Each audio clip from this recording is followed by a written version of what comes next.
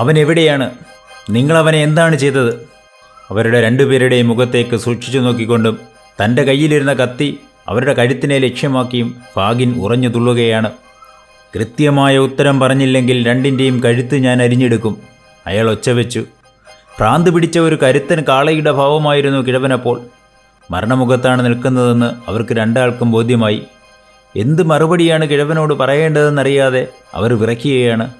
ഇടയ്ക്കിടെ പരസ്പരം നോക്കുകയും ചെയ്യുന്നുണ്ട്. അവർ നിശബ്ദത തുടർന്നപ്പോൾ കിഴവൻ്റെ കലി ഇരട്ടിച്ചു. അയാൾ മുന്നോട്ടാഞ്ഞ് ഡോക്കിൻസിൻ്റെ ഷർട്ടിൽ കടന്നു പിടിച്ചിട്ട് അവനെ അയാളിലേക്ക് വലിച്ചടിപ്പിച്ചുകൊണ്ട് കഴുത്തിൽ വലതു കൈ അമർത്തിപ്പിടിച്ചു. നിന്നെ കഴുത്ത് ഞെരിച്ച് കൊല്ലണ്ടായെങ്കിൽ ഉടൻ പറയൂ, അവനെന്താണ് സംഭവിച്ചത്?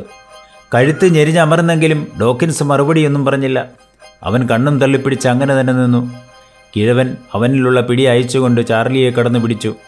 പറയടാ തന്തയ്ക്ക് പിറക്കാത്തവനെ, അവനെവിടെയാണ്? എന്നാൽ ചാർലിയും ഒന്നും പറഞ്ഞില്ല. നെരിപ്പോടിലകപ്പെട്ട നരിയെപ്പോലെ കിഴവൻ അങ്ങോട്ടും ഇങ്ങോട്ടും നടക്കാൻ തുടങ്ങി. ഏതു നിമിഷം വേണമെങ്കിലും അയാളുടെ കയ്യിലുള്ള കത്തി തങ്ങളുടെ കണ്ടനാളെ മുറിച്ചു മാറ്റുമെന്ന് അവർ ഭയപ്പെട്ടു. ഒടുവിൽ ഡോക്കിൻസ് തന്നെ വാതുറന്നു. അവൻ കെണിയിൽപ്പെട്ടെന്നാണ് തോന്നുന്നത്, അവൻ ഒരുവിധം കിഴവനോട് പറഞ്ഞൊപ്പിച്ചു. പെട്ടെന്ന് തന്നെ ഡോക്കിൻസ് സ്വയം പ്രതിരോധിക്കാനുള്ള തയ്യാറെടുപ്പ് നടത്തി. മേശപ്പുറത്തിരുന്ന ഭക്ഷണം കുത്തി അവൻ ഞൊടിയിടയിൽ കയ്യിലെടുത്ത് ഫാഗിനെ നേരിടാനെന്ന വണ്ണം തയ്യാറായി നിന്നു. ഡോക്കിൻസിന് നന്നായി അറിയാമായിരുന്ന ഫാഗിൻ ഒരടി പിന്നിലേക്ക് മാറി. അയാൾ കൂടുതൽ ശൗര്യത്തോടെ രണ്ടുപേരെയും മാറി മാറി നോക്കി. ഒലിവർ കെണിയിൽപ്പെട്ടെന്നറിഞ്ഞപ്പോൾ തന്നെ കിഴവനാകെ തകർന്ന മട്ടിലായിരുന്നു. അയാൾ അടുത്തു വെച്ചിരുന്ന ബിയർ കുപ്പി പൊക്കിയെടുത്ത് ഡോക്കിൻസിൻ്റെ തലമണ്ട ലക്ഷ്യമാക്കി എറിഞ്ഞു. ഡോക്കിൻസ് ഒരു ആർത്തനാദം പുറപ്പെടുവിച്ചുകൊണ്ട് സമർത്ഥമായി തന്നെ തല ചരിച്ചു പിടിച്ച് കുപ്പിയിൽ നിന്നും രക്ഷപ്പെട്ടു. കുപ്പി താഴെ വീണ് പൊട്ടിച്ചിതറുകയും മുറിയിലാകെ ബിയർ പരക്കുകയും ചെയ്തു. ഈ സമയത്ത് തന്നെയാണ് കുറ്റിയിട്ടുറപ്പിച്ചിരുന്ന വാതിൽ ശക്തിയായി തള്ളിമാറ്റിക്കൊണ്ട് ഒരു പരുക്കൻ മനുഷ്യൻ അകത്തേക്ക് തിടുക്കത്തിൽ കടന്നു വന്നത്. ഫാഗിൻ വലിച്ചെറിഞ്ഞ ബിയർ കുപ്പി അയാളുടെ ശരീരത്ത് തൊട്ടില്ല എന്ന മട്ടിലാണ് താഴെ വീണ് ചിതറിയതും ബിയർ അയാളുടെ വസ്ത്രങ്ങളിലേക്ക് തെറിച്ചതും. അകത്തേക്ക് കയറി വന്ന മനുഷ്യനെ ഒന്ന് പരിചയപ്പെടാം. ഏകദേശം 30-35 വയസ്സ് പ്രായം വരും. തലയിൽ കോളാമ്പിയുടെ ആകൃതിയിലുള്ള ഒരു തൊപ്പി വെച്ചിരിക്കുന്നു. കഴുത്തിൽ ഒരു ഹാൻഡ് കർച്ചീഫ് കെട്ടിയിട്ടുണ്ട്. കറുത്തതും വൃത്തികെട്ടതുമായ ഒരു കോട്ടാണ് അയാൾ ധരിച്ചിരിക്കുന്നത്. കാലുറയും മുഷിഞ്ഞു നാറിയിരിക്കുന്നു. മുഖം മുഴുവനും കുഴികളും ഉണങ്ങാത്ത മുറിവുകളുമാണ്. കണ്ണുകൾ ചീർത്ത് വീർത്തിരിക്കുന്നു. ഒറ്റ നോട്ടത്തിൽ തന്നെ ആരും ഭയന്നു പോകുന്ന രൂപം. ഇയാളുടെ പേര് ബിൽ സൈക്സ് എന്നാണ്. ഫാഗിൻ്റെ തസ്കര സംഘത്തിലെ പ്രമുഖനാണ് ഈ ഭീകരരൂപത്തിൻ്റെ ഉടമ. മുറിയിലേക്ക് കയറി വന്നയുടൻ തന്നെ ക്ഷുഭിതനായി അയാൾ ചോദിച്ചു, ആരാണ് എൻ്റെ നേരെ ബിയർ കുപ്പി വലിച്ചെറിഞ്ഞത്? ഏതായാലും മദ്യമില്ലാത്ത ഒഴിഞ്ഞ കുപ്പിയായിരുന്നു അതെങ്കിൽ അതെറിഞ്ഞവൻ്റെ കഥ ഇപ്പോൾ തന്നെ ഞാൻ തീർത്തേനെ. തുടർന്ന് അയാൾ ഫാഗിൻ്റെ നേരെ നോക്കി. ഫാഗിൻ്റെ മുഖം അപ്പോഴും ക്ഷോഭത്താൽ കത്തി നിൽക്കുകയാണ്. അയാളുടെ മുഖം കണ്ടപ്പോൾ ബിൽ സൈക്സിൻ്റെ കലി വീണ്ടും കൂടി. അയാൾ കിഴവന് നേരെ തിരിഞ്ഞു. ഇത്രയും വൃത്തികെട്ടവനും ദുരാഗ്രഹിയുമായ ഒരു ജൂതനെ എൻ്റെ ജീവിതത്തിൽ ഇന്നേ വരെ ഞാൻ കണ്ടിട്ടില്ല. നോക്കിക്കോ, ഒരു നാൾ ഈ വൃത്തികെട്ട മനുഷ്യനെ കൊന്നിട്ട് ആ ശരീരം ഞാൻ കണ്ണാടിക്കൂട്ടിനുള്ളിൽ വെച്ചിട്ട് എല്ലാവരെയും വിളിച്ചു കാണിക്കും. ബിൽ സൈക്സ് വാതിൽ തള്ളി തുറന്ന് അകത്തേക്ക് കയറി വന്നതിന് പിന്നാലെ അയാളുടെ പട്ടിയും മുറിയിലേക്ക് കടന്നു വന്നിരുന്നു. ബിൽ സൈക്സിനെ പോലെ തന്നെ അതിൻ്റെ മുഖവും ഏകദേശം 20-ൽ പരം മുറിവുകളാൽ വികൃതമായിരുന്നു. ബിൽ സൈക്സിനെ പോലെ തന്നെ അതിനെ കണ്ടാലും ആർക്കും ഭയം തോന്നുമായിരുന്നു. ചീർത്ത് വീർത്തതും വെള്ള നിറമുണ്ടായിരുന്നതുമായ പട്ടിയെ ബിൽ സൈക്സ് പുറം കാലുകൊണ്ട് തട്ടി മുറിയുടെ മൂലയിലേക്ക് തള്ളിവിട്ടു. തൻ്റെ യജമാനൻ എന്താണ് ഉദ്ദേശിക്കുന്നതെന്ന് മനസ്സിലാക്കിയ പട്ടി മുറിയുടെ ഒരു മൂലയിലേക്ക് പോയി അവിടെ ചുരുണ്ടുകൂടി കിടക്കാൻ തുടങ്ങി. കിടക്കുമ്പോഴും ആ ജന്തു മുറി മുഴുവനും എന്തോ പരതുന്നതുപോലെ ഓരോ സെക്കൻഡിലും 20 പ്രാവശ്യം എന്ന വണ്ണം തൻ്റെ കണ്ണുകളെ ഇരുവശത്തേക്കും ചലിപ്പിച്ചുകൊണ്ടിരുന്നു. ബിൽ സൈക്സിൻ്റെ ഏറ്റവും വിശ്വസ്തനായ മിത്രമായിരുന്നു ആ പട്ടി. ഇവിടെ എന്താണ് സംഭവിച്ചതെന്ന് അയാൾക്കറിയേണ്ടതുണ്ടായിരുന്നു. അയാൾ ഫാഗിൻ്റെ മുഖത്തേക്ക് സൂക്ഷിച്ചു നോക്കി വിളിച്ചു ചോദിച്ചു, എന്താണ് ഇവിടെ ഉണ്ടായത്? എത്രയും വേഗം പറഞ്ഞു. ആരെങ്കിലും കൊല്ലപ്പെട്ടോ? അങ്ങനെയൊന്ന് ഞാൻ തന്നെ ചെയ്യേണ്ടി വരും. ഇത് പറയുമ്പോൾ ബിൽ സൈക്സ് ഫാഗിന് നേരെ ഒളികണ്ണിട്ട് നോക്കുന്നുണ്ടായിരുന്നു. ആ നോട്ടത്തിൻ്റെ അർത്ഥം എന്താണെന്ന് ഫാഗിന് നന്നായിട്ടറിയാം. ഫാഗിൻ അയാളുടെ ചോദ്യം ഗൗനിച്ചതേയില്ല. വെടിയേറ്റ പന്നിയെപ്പോലെ അയാൾ എന്തെല്ലാമോ പിറുപിറുത്തുകൊണ്ട് മുറിയിൽ തലങ്ങും വിലങ്ങും നടക്കുകയാണ്. അയാളുടെ മനോഭാവം ബിൽ സൈക്സിനെ കുപിതനാക്കി.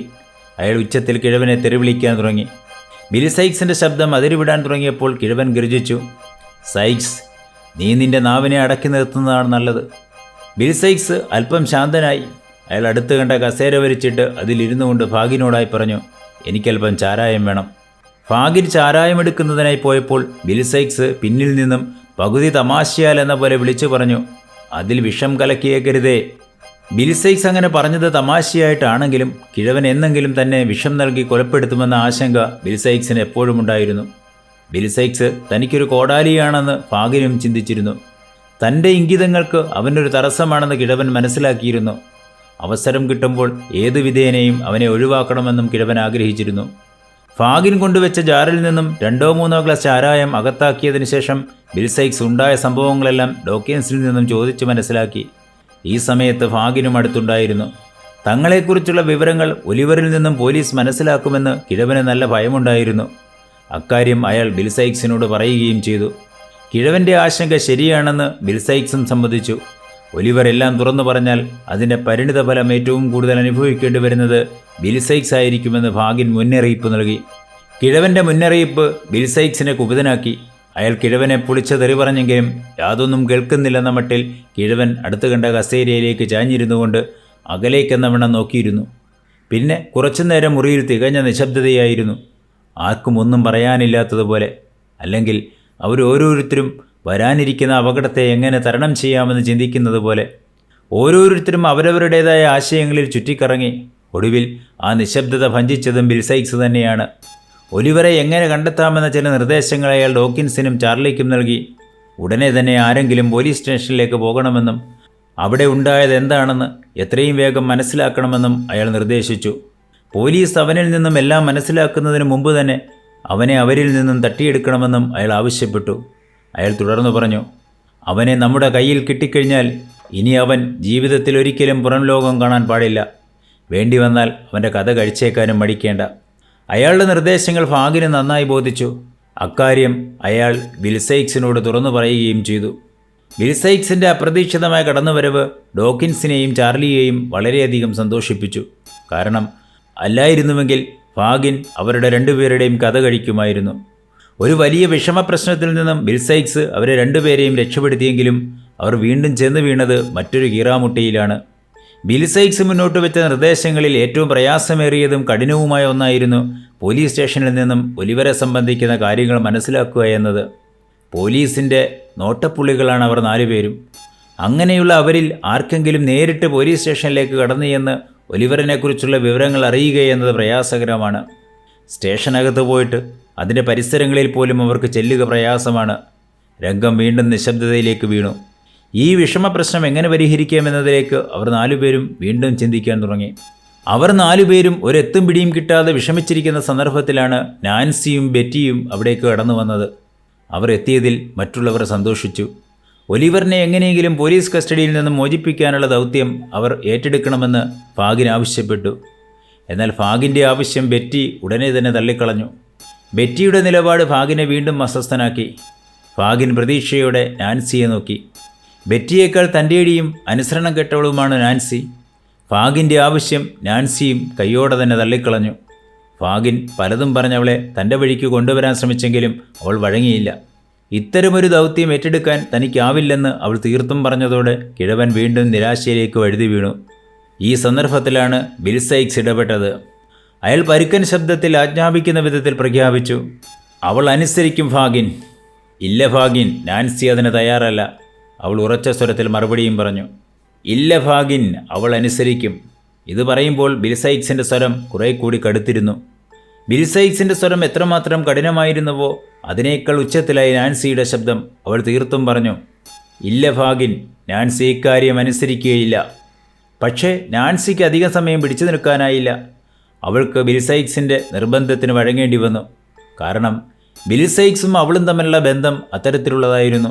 ബിൽ സൈക്സ് നിർബന്ധിച്ചാൽ അവൾക്കത് ചെയ്യാതിരിക്കാനാവില്ലായിരുന്നു. ഒടുവിൽ അവൾ ഒലിവറെ അന്വേഷിച്ച് പോകാൻ തന്നെ തീരുമാനിച്ചു. അവൾ സ്വന്തം വേഷത്തിലായിരുന്നില്ല ഒലിവറെ അന്വേഷിച്ച് പോകാനിറങ്ങിയത്. പല കാലങ്ങളിലായി മോഷ്ടിച്ചു വെച്ചിരുന്ന വിലപിടിപ്പുള്ള വസ്ത്രങ്ങൾ കിഴവൻ്റെ കൈവശമുണ്ടായിരുന്നു. അതിൽ അവൾക്ക് അനുയോജ്യമായതെടുക്കാൻ കിഴവൻ അവളെ അനുവദിച്ചു. ഒരു സമ്പന്ന കുടുംബത്തിലെ അംഗത്തെ പോലെയാണ് അവൾ വസ്ത്രങ്ങൾ ധരിച്ച് പുറത്തേക്കിറങ്ങിയത്. ഇപ്പോൾ അവളെ ഫാഗിന് പോലും തിരിച്ചറിയാനാവുമായിരുന്നില്ല. സമ്പന്ന വീടുകളിലെ കൊച്ചമ്മമാർ ഉപയോഗിക്കുന്ന വിധത്തിലുള്ള ഒരു പൊങ്ങച്ച സഞ്ചിയും തൂക്കി തലയിൽ പുല്ലുകൾ കൊണ്ട് നിർമ്മിച്ച ഒരു വട്ടത്തൊപ്പിയും വെച്ചുകൊണ്ട് അവൾ പുറത്തേക്കിറങ്ങി. വീട്ടിൽ നിന്നും പിണങ്ങിയിറങ്ങിയ സ്വന്തം സഹോദരനെ അന്വേഷിച്ചു പോകുന്ന മൂത്ത സഹോദരി എന്ന വ്യാജേനയാണ് അവൾ തെരുവിലൂടെ നടന്നത്. നടന്നുപോയ വഴികളിലെല്ലാം സ്വന്തം അനുജനെ കാണാതായതെന്ന് പറഞ്ഞ് അവൾ അലമുറയിട്ട് കരയുന്നുണ്ടായിരുന്നു. റോഡിനിരുവശത്തുമുള്ള വീടുകളിലെല്ലാം കയറിയിറങ്ങി അവൾ തൻ്റെ സഹോദരനെ അന്വേഷിച്ചു. അവരെല്ലാം സഹതാപത്തോടെ കൈമലർത്തി കാണിച്ചു. ഒടുവിൽ അവൾ പോലീസ് സ്റ്റേഷനിൽ എത്തിച്ചേർന്നു. തൻ്റെ സഹോദരനെ അവർ കണ്ടോ എന്ന് അവൾ അന്വേഷിച്ചു. അവനെ അവർ കള്ളനാണെന്ന് മുദ്രകുത്തി ജയിലിലെങ്ങാനും അടച്ചതാണോ എന്ന് കരഞ്ഞുകൊണ്ട് ചോദിച്ചു. അവളുടെ ദുഃഖാഭിനയം അതിൻ്റെ പാരമ്യത്തിലെത്തിയപ്പോൾ ആ പോലീസ് ഓഫീസർ ഉണ്ടായ സംഭവങ്ങളെല്ലാം അവളോട് വിവരിച്ചു പറഞ്ഞു.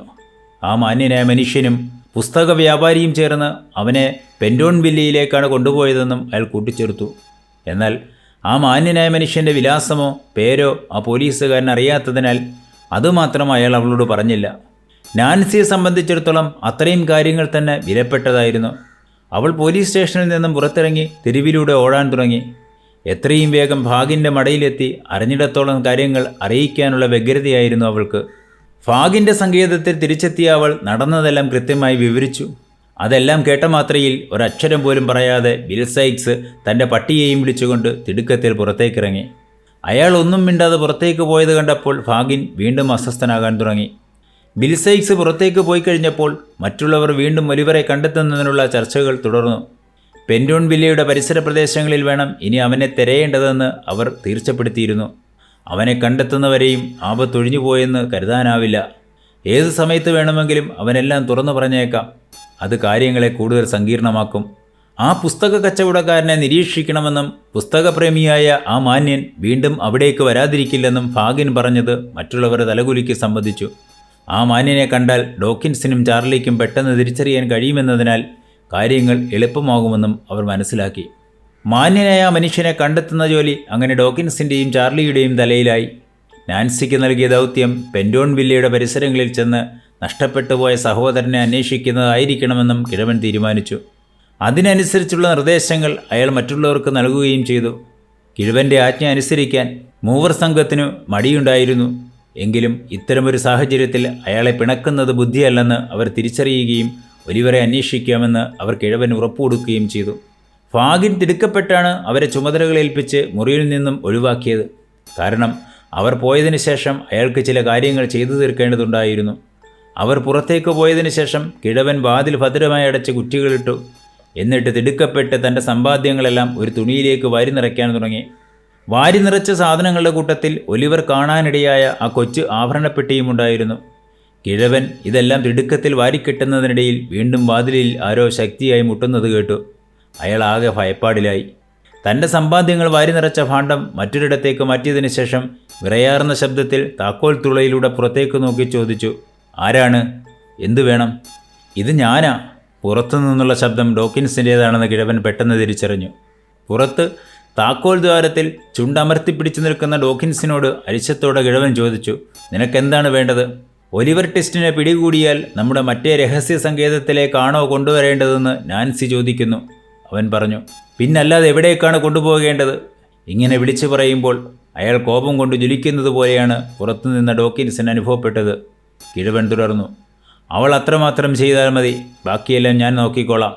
കിഴവൻ്റെ രീതികളോട് അരിശം തോന്നിയെങ്കിലും യാതൊന്നും പ്രതികരിക്കാതെ ഡോക്കിൻസ് അവിടെ നിന്നും നാൻസിയോടും ചാർലിയോടും ഒപ്പം പുറത്തേക്കിറങ്ങി.